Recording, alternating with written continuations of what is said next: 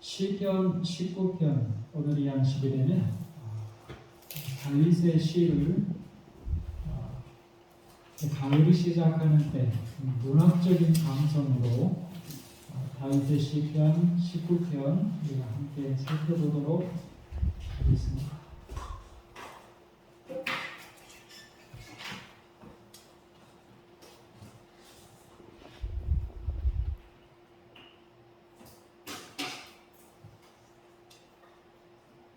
(19편) 1절 2절 하늘이 하나님의 영광을 선포하고 궁창이 그 손으로 하신 일을 나타내는도다. 날은 날에게 말하고 밤은 밤에게 지식을 전하니. 이게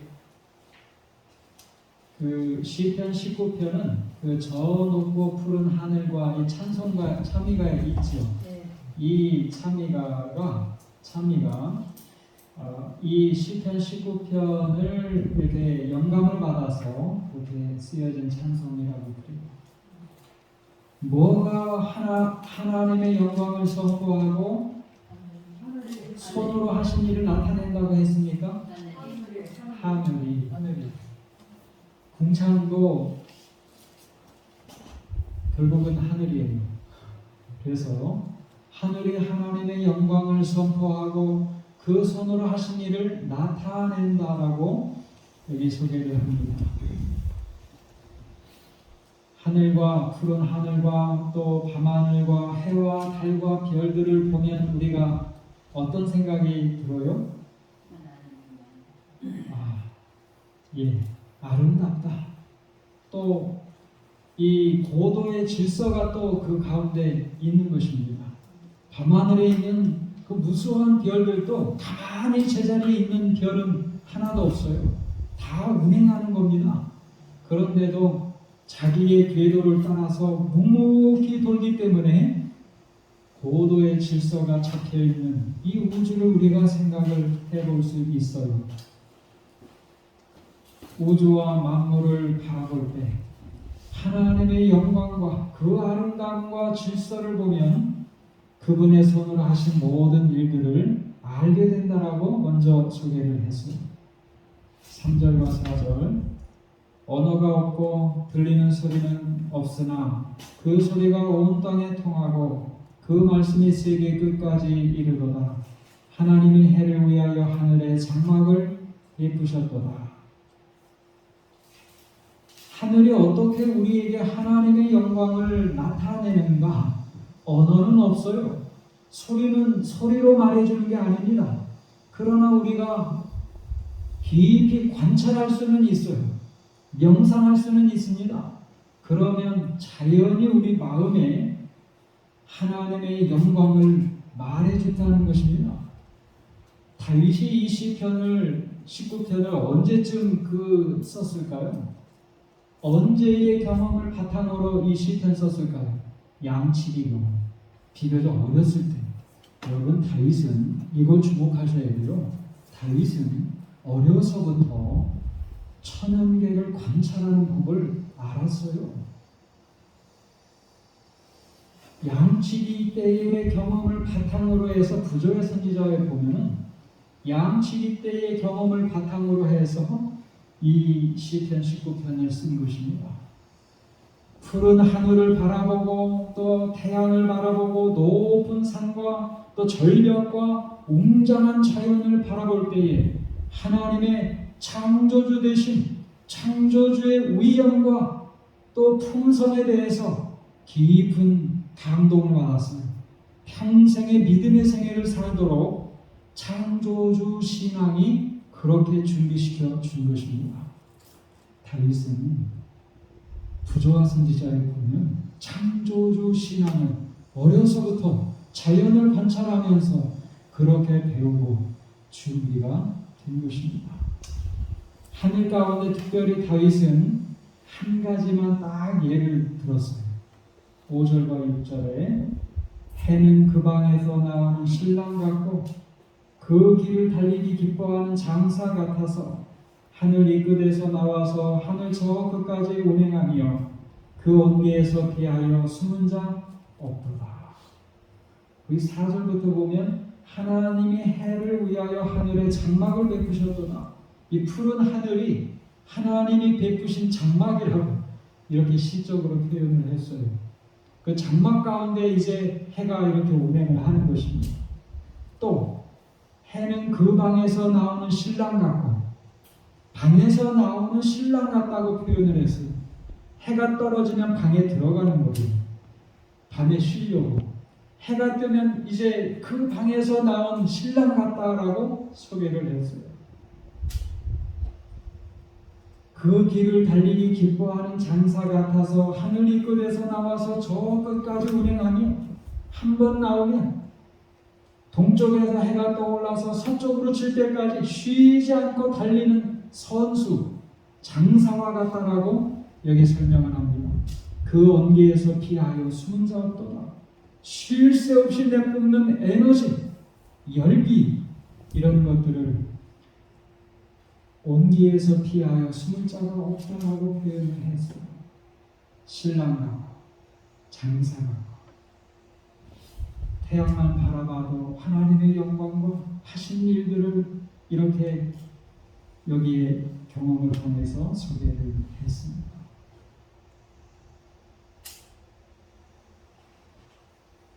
사진 두 장 있죠? 덕유산에서 일출 사진. 사실은 우리가 먼데 가지 않아도 우리 주변에서라도 일출과 일몰을 이렇게 보면 얼마나 아름다운지 모릅니다. 그렇죠? 일출과 일몰 그 하늘을 바라보면 마음의 참 감동과 우리가 이 똑같은 이러한 이 느낌을 받습니다. 이 하나는 2018년도에 태양 탐사선이 쏘아졌어요. 파커. 그래서 이게 거의 4,700만 킬로미터가 떨어져 있을 때 이렇게 찍은 것입니다. 이 정도 이 탐사선과 태양의 크기라면 아직도 먼 거예요. 태양이 적은 게 아닙니다. 아직도 멀리 있는 것 이렇게 찍은 것입니다.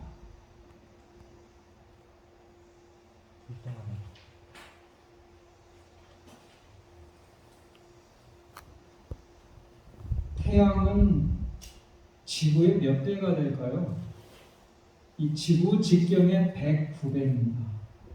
만약에 우리가 이 비행기를 타고 이 지구를 여행한다고 하면 지구의 정반대편, 우리나라의 반대편인 남미까지 가는데 대략 비행기를 많이 타보신 양장님이 저 뒤에 계시는데 대략 남미까지 가는데 남미 가보셨나요?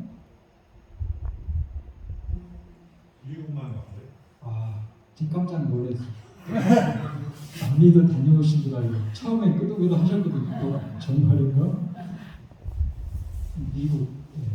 미국까지 12시간 또 남미까지 또 그 시간 하면 대략 우리나라에서 지구 반대편까지 비행기로 가려면 24시간 또 돌아오려면 24시간 48시간 대충 걸려요. 대충. 근데 비행기 타고 태양을 한 바퀴 돌려면 5,000시간 7개월이 걸립니다. 어느 정도로 큰지 짐작이 되시죠? 태양 한 바퀴 돌고 올게 그러면 7개월 걸렸다 온다는 말이에요. 태양은 기체로 되어 있어요. 주로 수소와 헬륨입니다. 수소와 수소가 결합해서 헬륨으로 바뀌는데 핵융합 반응을 일으키는 거예요. 핵융합 반응. 왜? 수소 폭탄과 같은 겁니다. 어느 정도인가 하면은 태양의 이 100만 톤급 원자 폭탄이 1초에 1000만 개씩 터지는 것과 위력이 같다고 해요. 이 100만 톤급 원자 폭탄 한 개만 해도 서울이 잿더미가 됩니다. 그런데 그게 1초에 1000만 개씩 터지면서 에너지를 뿜어내는 겁니다. 어느 정도인가 하면 태양의 내부 온도가 1500만 도예요. 1500만 도. 근데 그 태양이 그 태양이 온도가 1500만 도 내부 온도, 외부 온도는 그와 같지는 않지만 지구에 딱 도달하면 그 온도가 너무나 살기 좋은 적당한 온도가 되는 겁니다. 1억 4천만 킬로미터가 떨어져서 더 가까워도 뜨거워서 살 수 없고 조금만 더 멀어도 얼어서 죽을 수 있는, 그렇지만은 적당한 온도가 되어서 우리는 이 가운데에 살고 있는 것입니다. 쉴 새 없이 1초에 1000만 개씩 100만 톱급 원자폭탄이 터지듯 에너지를 쉴 새 없이 뿜어져 내기 때문에 그 빛과 열 에너지로 우리가 적당하게 살고 있는 것을 생각할 때 하늘은 정말 언어가 없고 들리는 소리는 없지만 깊이 관찰할 때 하나님의 영광과 또 그분의 손으로 하신 모든 일들을 우리에게 알려주고 있다라고 말할 수 있는 것입니다. 여러분, 우리가 왜 창조주 신앙이 필요할 것 같아요?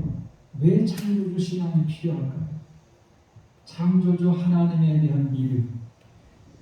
첫째는요, 계시록 14장 7절에 그가 큰 음성으로 가로되 하나님을 두려워하며 그에게 영광을 돌리라. 이는 그의 심판하실 시간이 이르렀음이니 하늘과 땅과 바다와 물들의 근원을 만드신 이를 경배하라 하더라.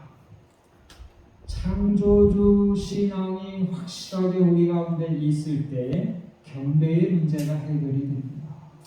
경배의 기초는 하나님은 우리의 창조주가 되시고 우리는 그분의 피조물이기 때문에 마땅히 경배 드리는 것입니다.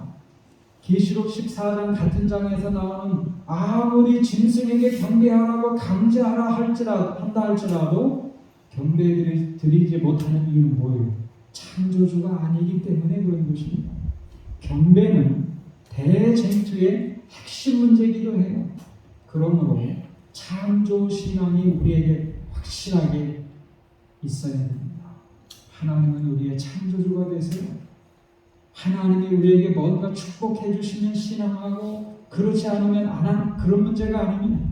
하나님은 창조주시기 때문에 마땅히 경배 드리는 것입니다. 또 두 번째, 너희는 눈을 높이 들어 누가 이 모든 것을 창조하였나 보라.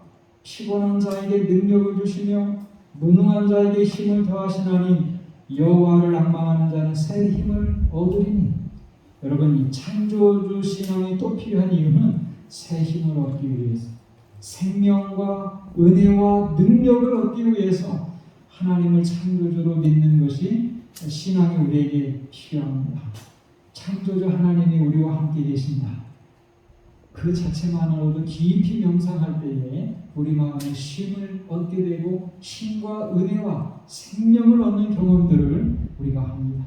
성경 읽을 때 하나님이 우리에게 은혜 주시는 것 느끼시죠?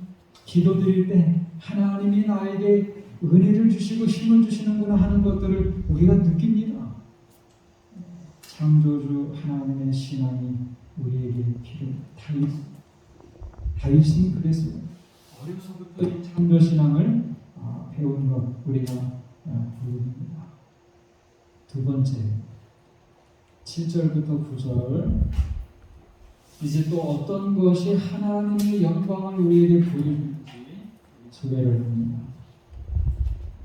여호와의 율법은 완전하여 영혼을 소속케 하고 여호와의 증거는 확실하여 우둔한 자로 지혜롭게 하며 여호와의 교훈은 정직하여 마음을 기쁘게 하고 여호와의 계명은 순결하여 눈을 밝게 하도다.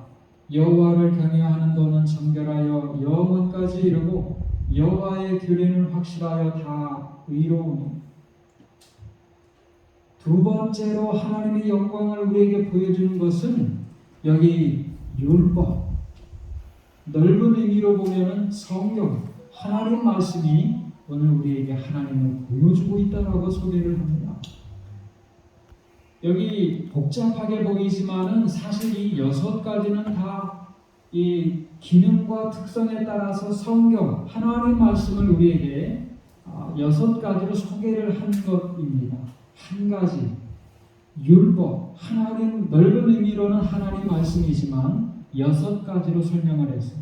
예를 들면 율법, 증거, 또 여호와의 교훈, 여호와의 계명, 여호와를 경외하는 도, 여호와의 규례 6가지로 소개를 했지만은 율법, 성경 하나님 말씀이 여기 설명이 되어 있는 겁니다. 10절에 금 곧 많은 정금보다 더 사모할 것이며 꿀과 송이꿀보다 더 달도다. 정금보다 더 사모할 것. 어떻게 해서 하나님 말씀을 여기 평가했어요? 정금보다 더 사모, 꿀, 송이꿀보다 더 달도다. 그 벌집에서 뚝뚝 떨어지는 그 송이꿀, 그것보다 더 달다라고 말을 했어요.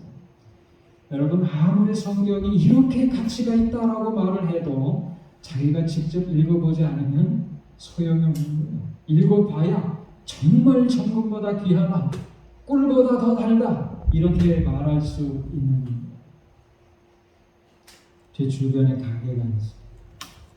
그 가게는 이렇게 보면은, 갈 때마다 보면 뭔가 이렇게 그 주인이 그 과자를 이렇게 까서 먹고 이렇게 하는 걸 봤어요. 저렇게 하면 장사가 될까? 손해보지 않을까? 또는 뭐 이 건강에 안 좋지 않을까? 이런 생각을 해요. 그런데 이분이 그런 것 때문에 이렇게 하지 않더라고요. 먹어보고 맛있는 거는 대일 진열을 잘하고, 아니면 과감하게 손해를 보더라도 그 물건 뺍니다. 손해보더라도 빼더라고요. 근데 소문이 났어요. 그 집은 맛있는 걸 판다라고 소문이 났어요. 꽤 먼 곳에서도 찾아온다고 주인이 말을 합니다.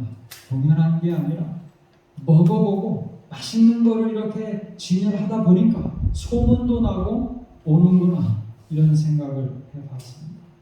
하나님 말씀도 읽어봐야 됩니다. 가을에 독서의 계절이라고 말을 합니다. 우리 곁에는 성경이 있고 예언의 신의 말씀들이 있어요. 읽어보지 않으면 소용이 없어요.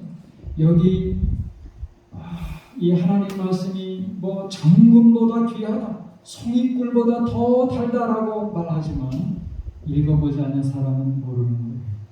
우리가 읽어보고 체험하게 될 때 금보다 더 귀하고 꿀보다 더 달다라고 고백할 수 있는 것입니다. 11절과 14절, 이제 마지막 부분이에요. 또 주의 종이 이로 경계를 받고 이를 지킴으로 상이 크니이다. 자기 허물을 능히 깨달을 자 누구리요? 나를 숨은 허물에서 벗어나게 하소서. 또 주의 종으로 고범죄를 짓지 말게 하사 그 죄가 나를 주장치 못하게 하소서. 그리하시면 내가 정직하여 큰 죄가에서 벗어나겠나이다. 나의 반석이시오 나의 구속자이신 여호와여, 내 입의 말과 마음의 묵상이 주의 앞에 연락되기를 원하나이다. 여기 마지막 부분은 내용이 약간 달라져요. 말투가 약간 바뀝니다. 이건 다윗의 기도문이에요. 처음에는 그냥 시적으로 이 경험을 표현했다가 이제 기도가 마지막으로 나옵니다. 자연스럽게 이제 하나님께 드리는 기도가 이제 연결이 됩니다. 세 가지, 주의 종이 이로 경계를 받고 지킴으로 상이 크니이다. 첫 번째 기도의 내용 가운데 하나는 지킴으로 상이 큽니다. 하나님 말씀 읽고 얼마나 귀한지 알겠고, 근데 그 말씀을 지킴으로 상이 크다라고 고백을 합니다. 율법은 영혼을 소송케 하고 정말 상이 커요. 회복시켜준다는 거죠. 지혜롭게 하고 마음을 기쁘게 하고 또 순결하여 눈을 밝게 해준다라고, 상이 크다라고 여기 그 효능에 대해서 우리에게 말합니다. 두 번째, 기도 가운데 두 번째, 자기 허물을 능히 깨달을 자 누구리요? 나를 숨은 허물에서 벗어나게 하소서. 고범죄를 짓지 말게 하사. 숨은 허물, 사람의 죄를 지을 때 자기도 모르게 짓는 죄도 있어요. 숨은 허물. 근데 또 고범죄도 있어요. 고의적으로 죄를 짓는 거예요. 이건 알고 짓는 겁니다. 잘못하는 줄 알면서도 죄를 짓는 거예요. 때로는 우리가 자신도 모르게 짓는 죄도 있고 또 알면서도 짓는 죄들이 있어요. 이 모든 이 죄들을 눈을 밝혀주셔서 성경 말씀 읽고 감동받고 눈을 밝게 해주셔서 우리의 허물을 깨닫게 해주시고 용서해 주시고 기도드리는 것입니다. 성경을 읽으면 눈이 밝아져요. 또 하나님의 은혜로 감동이 돼요. 그때 기도드리세요. 우리가 회개가 필요한 죄들을 깨닫게 해주시도록 은혜의 시기를 우리가 보내고 있죠. 용서받을 수 있다는 뜻입니다. 이때에 우리가 정말 회개가 필요한 죄들을 생각나게 해주시도록 기도드려야 돼요. 우리가 어떻게 모든 이 지은 죄들을 회개하고 하늘을 위해서 준비할 수 있을까? 그 기도는 이런 기도를 드리는 것. 그 비결은 간단합니다. 내가 회개가 필요한 죄들을 내 눈을 밝혀주셔서 깨닫게 해주시고 회개할 수 있는 마음을 갖게 해달라고 기도드리세요. 그러면 책임이 하나님께로 넘어갑니다. 하나님께서 우리에게 회개가 필요한 죄들을 생각나게 해주시고 또 회개할 수 있는 그 은혜를 우리에게 허락을 해주시는 것입니다. 은혜의 시기가 있는 동안에 회개가 필요한 죄들을 생각나게 눈을 밝혀주셔서 깨닫게 해주시고 또 우리가 회개할 수 있도록 기도드려야 됩니다. 다윗의 이 기도가 우리의 기도가 되어야 해요. 마지막으로 나의 반석이시요 나의 구속자이신 여호와여 내 입의 말과 마음의 묵상이 주의 앞에 연락되기를 원하노라. 우리 모든 그리스도인들의 소원이에요. 우리가 생각과 말과 행실이 하나님께 기뻐 받으실 만한 그런 것이 될 수 있도록 소원하고 기도하는 그런 마음이 모든 그리스도인들에게 있어요. 성경 보고 기도드릴 때 품성이 편하고 진실한 그리스도인으로서 살게 됩니다. 이분 이야기 간단하게 소개해드리고 이제 마치겠습니다. 이분은 여기 책의 제목이 있죠. 나는 위대한 과학자보다 신실한 크리스천이고 싶다. 위대한 과학자보다 신실한 그리스도인이 되고 싶다. 이런 의미예요. 정근모 이분은 천재적인 과학자예요. 24살 때 미국의 대학 교수가 됐어요. 자기보다 더 나이 많은 학생들을 가르치는 그렇게 아주 빨리 이 박사학위도 하면서 교수까지 된 것입니다. 우리나라의 과학기술처 장관 2번 하셨어요. 우리나라를 대표하는 세계적인 과학자. 근데 이분이 이렇게 세상에서 성공하기보다는 신실한 교인이 되고 싶다. 이런 책을 읽었어요. 이분이 어떻게 해서 신앙생활을 했는가 하면 아들 때문에 그랬어요. 아들이 10살 때 신장염에 걸려서 신장을 하나를 떼서 이 아들에게 주었어요. 그 부작용 때문에 죽음을 앞두게 되는 그런 경험을 하면서 마음이 이게 사람이 얼마나 연약한지를 깨닫게 되고 그래서 신앙생활을 시작했어요. 아들의 생명이 절체절명의 위기에 처해 있는 모습을 보며 세계적인 의사도 과학자도 속수무책인 것을 깨달았고 최첨단 의술 과학으로도 도전할 수 없는 영역이 생명이었다. 생명의 주관자는 신이었다. 고통당하는 아들 앞에서는 의술도 과학도 사치스럽고 무의미한 탁상 공론에 불과했다. 그런데 사람이 얼마나 연약한지 죽음 앞에서 철저히 깨닫게 또 생명의 영역은 신의 영역이라는 것을 또 깨닫습니다.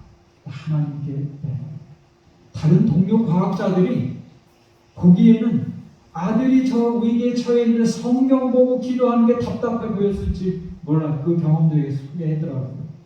그런데 하나님 앞에 하나님께 매달 성경 보고 간절한 마음으로 기도하고 또 예배, 밤낮으로 예배 드리고 그런 경험을 합니다. 그러다가 어느 날 밤 예배에서 이런 경험을 해요. 여러분, 우리가 성경 보고 기도 드리면 때로는 우리의 눈을 밝혀주실 때가 있어요. 우리가 정말 회개가 필요한 것들을 보여주시고 그분에게는 이분이 밤예배 드리는데 마음으로 들을 수 있는 너무나 또렷한 하나님의 음성을 들은 거예요. 그때 나는 너무나도 크고 분명한 음성을 들었다. 네 아들이 너를 위해 십자가를 졌는데 너는 한 번이라도 아들에 대해 감사해 본 적이 있느냐? 나는 너무나 놀라서 울음을 뚝 그쳤다. 주님, 제 콩밥까지 나눠준 것 주님도 아시지 않습니까? 그런데 아들에게 감사하다니. 주님께서는 다시 깨달음을 주셨다. 내가 비록 효자였다고 한들 부모님께 드린 것이 잠시 있다가 사라지는 세속적 기쁨 외에 무엇이 있었던가? 이분이 효자로 살았다는 거예요. 공부 잘하니까 또 순종적이니까 아버지에게 내가 효자 노릇한 거 아니나? 근데 내 아들이 어떻게 나에게 효자 노릇했느냐고 이렇게 생각을 한 것입니다. 그런데 아들 진우의 고통당하는 모습을 보면서 우리 부부는 신앙에 대해 새로운 눈을 뜨지 않았던가? 주님께서는 계속 말씀하셨다. 내가 지금껏 큰 짐으로 생각해왔던 아들을 통해 너와 네 가족이 구원받지 않았느냐? 나는 더 이상 질문을 계속할 수 없었다. 주님, 제 아들이 진정한 효자입니다. 저를 구원하기 위해 무거운 짐을 져야 했던 아들에게 감사하겠습니다. 여러분, 이 의미 아세요? 아들이 평생 집이라고 생각을 했어요. 콩팥까지 나눠주고 26년 동안 투병 생활했어요. 자살을 기도하기도 하고 평생 짐이라고 생각을 해왔는데 그 아들 때문에 하나님께 간절히 매달리는 경험, 신앙생활을 신앙이 뭔지를 알게 된 거예요.